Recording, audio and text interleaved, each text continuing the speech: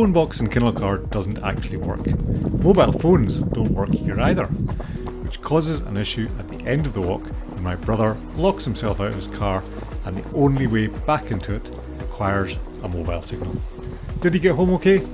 You'll have to watch it all to see.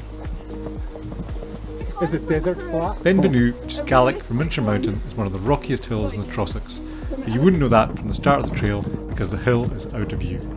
The first section is through trees. It can be very boggy here and the path is quite narrow. Watch out for the farmer. Every time I've done the walk, he's come out for a chat to see what I'm up to.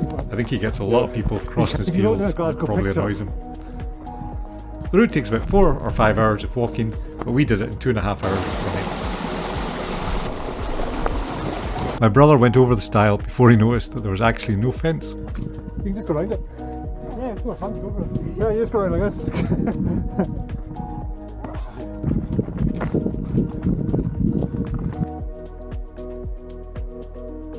Once you leave the forest, the route opens up and it becomes a lot easier.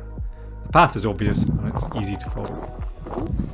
One of the things that you have to prove yourself. After you've crossed the fence, Benvenue comes into view at last, as well as views of Loch Katrine. The path here is narrow, so keep an eye on your footing.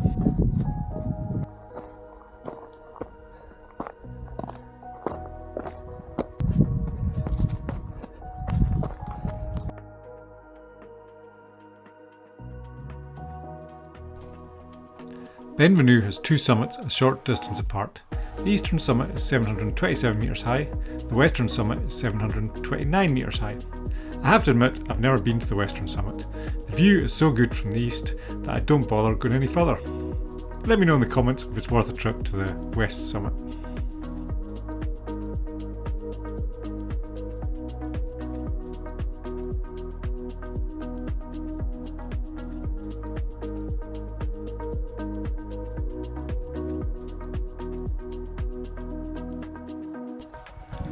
At this point you drop down and meet the route that starts at Loch Achray. It's then a bit rocky and steep in places, but it doesn't take long to get to the top. There's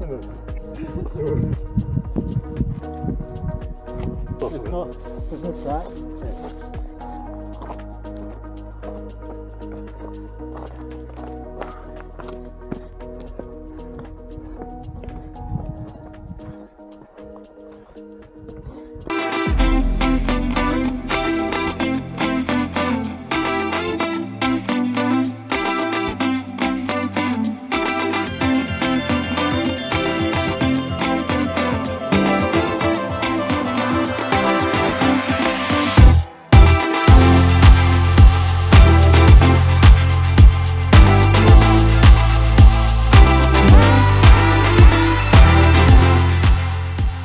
When my brother got back down, he opened the boot of his car, put the key down in the boot, changed his shoes, and then stood up and shut the boot.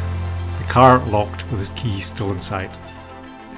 He thought he was going to have to do a 3-hour round trip to get a spare key when he remembered he could unlock his car from a mobile app.